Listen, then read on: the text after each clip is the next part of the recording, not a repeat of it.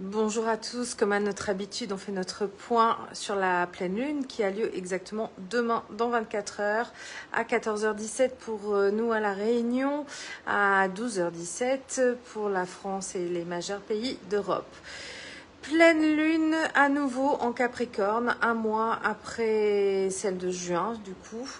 À nouveau, donc la lune se retrouve cette fois-ci à 29 degrés 9 du Capricorne, donc elle est toujours en exil, c'est vraiment le signe dans lequel elle est le plus mal à l'aise dans le zodiaque. Et alors je reprends mes petites...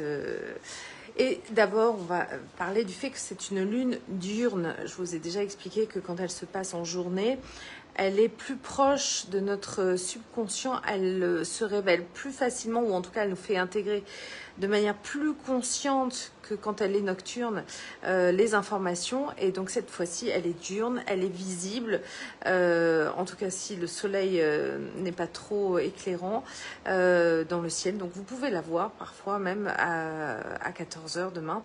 Vous pourrez peut-être assister à cette pleine lune donc en Capricorne. Que dire? Il y a beaucoup de choses à dire. D'autre part, c'est une lune, encore une fois, hors limite, comme je vous l'ai expliqué dans mes précédentes vidéos. La lune, donc, est dans les parallèles de déclinaison, encore au-delà de 23 degrés 26. Et elle est actuellement, donc elle sera exactement à 24 degrés 58.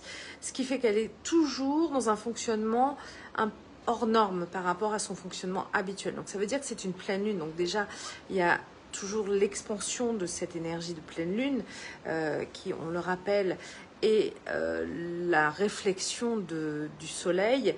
Donc elle est visible dans sa globalité et sa totalité. Et elle est aussi dans son énergie au-delà d'une pleine lune classique. Donc ça veut dire qu'elle a des facultés d'expansion ou de permettre de prise de conscience parfois supérieure à ce qu'elle peut être habituellement. Alors, événement très important en même temps pendant cette pleine lune, c'est qu'elle est en conjonction avec Pluton qui est rétrograde depuis un certain moment déjà. Et donc elle sera, donc elle a toute limite du Capricorne puisqu'elle sera à 29 degrés toujours. Pluton lui est toujours à la limite, il est toujours en rétrogradation, mais il est toujours à la limite du Verseau, il n'est pas encore revenu dans le signe du Capricorne. Donc ils sont côte à côte l'un et l'autre. Donc cette lune dans ce signe qui vraiment ne lui convient pas parce qu'il y a chez le Capricorne une grande difficulté à être dans les ressentis, dans les émotions, alors que la lune, elle, c'est vraiment son état d'être. Et donc, c'est très inconfortable pour elle parce qu'elle est dans un signe qui rejette, en fait, ses ressentis, ses émotions, ce qu'elle essaye aussi parfois de transmettre, avec un Pluton rétrograde qui, lui, est en Verseau, donc dans un signe qui veut aller vers la liberté, vers quelque chose qui nous émancipe. Mais comme il est en rétrogradation, on parle du coup d'une émancipation intérieure, de ressenti également intérieur quand il se met en conjonction avec cette lune. Et donc, on va être donc tous les deux là dans une espèce de recette qui déjà nous parle d'aller explorer des émotions pas évidentes à expérimenter, puisque je viens de vous le dire, la Lune n'est pas en mode confortable à cet endroit. Et Pluton rétrograde, c'est une manière de vouloir aller explorer l'intérieur, bien évidemment son enfer personnel, d'une certaine manière. Vous savez que Pluton, c'est le maître des enfers. Mais en même temps, il est chez lui, hein, Pluton, au sein de l'ombre. Donc, quelque part, il est aussi en mesure d'aller explorer profondément. Voilà. Et c'est pas fini, parce qu'on va voir le reste. Alors, bien qu'on soit toujours en astrologie lunaire, je vais vous en parler après. Là, c'est de l'astrologie classique pour démarrer cette présentation. Et donc, cette pleine lune va se retrouver en carré. Alors, carré, vous savez, c'est un aspect qui montre une tension, en tout cas un moment difficile entre deux planètes, ou là, avec Chiron et Eris. Donc, on va se retrouver, cette pleine lune, en carré à Chiron et Eris. Chiron, c'est le guérisseur blessé, c'est celui qui vient à la fois nous montrer notre blessure d'incarnation, et et qui en même temps nous permet de la guérir.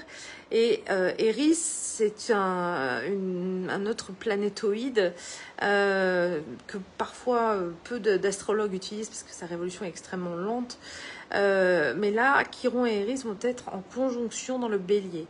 Et donc, Eris, c'est la déesse de la discorde. Donc, Chiron, qui nous montre notre blessure d'incarnation, conjoint à Eris, déesse de la discorde, en bélier, dans cette énergie de feu, dans cette énergie primordiale, qui, quelque part, nous demande d'aller à la fois peut-être au combat dans cette énergie-là, mais en même temps, de trouver des solutions peut-être aussi pour aller de l'avant. Donc on voit bien que d'entrée de jeu, ces problématiques d'aller explorer l'ombre sont au cœur de cette pleine lune. Et ce n'est pas fini puisque cette pleine lune est également en trigone avec la lune noire moyenne, c'est-à-dire que là, alors la lune noire moyenne est en balance, donc dans l'aspect des relations, et un trigone de cette pleine lune qui est pas à l'aise, pour moi ce n'est jamais une bonne chose, même si le symbole du trigone à la base c'est un aspect positif, mais là du coup, est-ce que c'est positif qu'une pleine lune qui est mal à l'aise, en conjonction avec Pluton, qui explore ses ombres et qui va aller les explorer profondément puisqu'il est chez lui, en trigone quelque part, donc qui favorise ce lien avec cette lune noire qui se retrouve donc dans le signe qui nous symbolise les relations. Je pense qu'en fait, vous voyez, ça fait monter la sauce plus que ça ne la favorise. Et enfin, pour terminer l'ensemble, ou presque, on a également un trigone. Alors on pourrait se dire, oui c'est bien, bah pas tant que ça, parce qu'on a Mars qui est conjoint exact à Sedna et Uranus d'ailleurs en Gémeaux. Mars et Sedna en conjonction. Mars, c'est le dieu de la guerre. Et Sedna, c'est une déesse inuite qui donc est devenue aussi un astéroïde. Et son histoire est assez terrible parce que Sedna, pour la faire courte, a été lâchée par son père dans la mer, qui pour se débarrasser d'elle, parce qu'elle lui portait la poisse quelque part, donc la mise en mer, elle a cherché à se raccrocher au bateau de son père, et il lui a coupé les doigts pour s'en débarrasser. Et évidemment, on dit que toutes les tempêtes sont liées à Sedna chez les Inuits parce que justement, elle est toujours en colère contre l'attitude de son père. Mars et Sedna en trigone à cette lune, à cette pleine lune, c'est clairement que ça vient remuer tout ce qui est en lien avec le potentiel de guerre, le potentiel de colère. Donc ce trigone, pour moi, n'est encore une fois pas favorisant, ou favorise justement cet aspect de guerre, et qui donc, pour moi, fait encore une fois monter la sauce. Vous voyez, on est en train quand même de voir des aspects quand même assez complexes, là. Le maître de cette pleine lune, qui est donc, puisque je viens de le dire en Capricorne, donc le maître du Capricorne c'est Saturne, lui sera en opposition à la lune noire, corrigée et vraie, ainsi qu'à Junon et Pallas. Et Pallas, elle se retrouve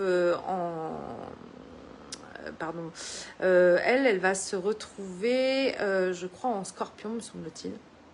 Donc on est encore une fois dans le côté mode cocotte minute en fait, pour vous la faire simple.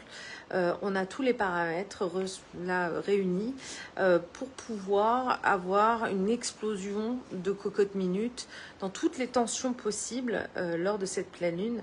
Et c'est vrai que on a vraiment cette notion de potentiel explosif, autant dans nos relations personnelles. Donc si vous êtes très en colère ou si vous avez des moments de tension particuliers, notamment donc demain ou peut-être déjà présent, ne soyez pas étonnés, mais évidemment ça va aussi potentiellement se manifester sur le plan plus collectif, puisque vous savez qu'il y a toujours ce parallèle-là. Et puisqu'on parle d'astrologie lunaire, là on va se retrouver du coup toujours en demeure 24 cette fois-ci. Et il faut savoir que la demeure 24, on dit qu'elle favorise les destins mouvementés. ce qui peut-être continue à aller dans le sens de ce que je viens de vous dire. Elle est également défavorable aux dirigeants et elle peut insuffler des bouleversements si les actions sont irréfléchies et trop rapides. Donc, vous voyez, on est vraiment dans qui sème le vent récolte la tempête. Et forcément, on vient voir là ce qui va se produire à l'issue de ce mois qui s'est écoulé, puisque il y a un mois, je vous le disais, la pleine lune était déjà en Capricorne, elle était au 1er degré du Capricorne. Donc aujourd'hui, je pense qu'on va avoir l'addition de ce qui a pu déjà se mettre en place depuis cette dernière pleine lune en Capricorne. Il y a une sorte de bilan qui est en train de se faire par rapport à cela, avec bien évidemment l'addition qui va nous être présentée. Et l'addition, on va voir ce qu'elle va nous donner. Mais clairement, elle semble être épicée. Au moins, c'est la même chose. Et vous savez, pour finir, donc en astrologie lunaire, qu'on a à la fois des demeures et des maisons. Bon, je ne vous rappelle pas toujours les maisons, puisque c'est toujours les mêmes. Hein. C'est ou la maison 1 ou la maison 15. Pour les pleines lunes, c'est toujours la maison 15. Mais la maison 15, elle symbolise aussi à la fois le plein potentiel, que tous les éléments sont réunis, et donc forcément là il y a cette notion d'une pleine lune dans son plein potentiel aussi, en lien avec ce que je viens de vous dire. Donc elle a ce potentiel explosif à tous les niveaux. Ça, je pense que tous les voyants sont au rouge clairement, pour indiquer que on est dans un climat extrêmement tendu. Voilà, même si l'été est chaud, visiblement en métropole, puisque nous, la chaleur est à peu près constante ici. J'ai l'impression tout est chaud. Et d'ailleurs, ma robe est rouge aujourd'hui, donc c'est amusant. Décidément, tout est lié. Pour que, éventuellement, nous ayons en effet des conséquences à titre perso, encore une fois, ou à titre collectif, de toutes ces montées de tension, et nous en verrons encore une fois les résultats sous peu. Je vous souhaite à tous, malgré tout, un bel été et une bonne journée et une bonne pleine lune. À bientôt. Au revoir.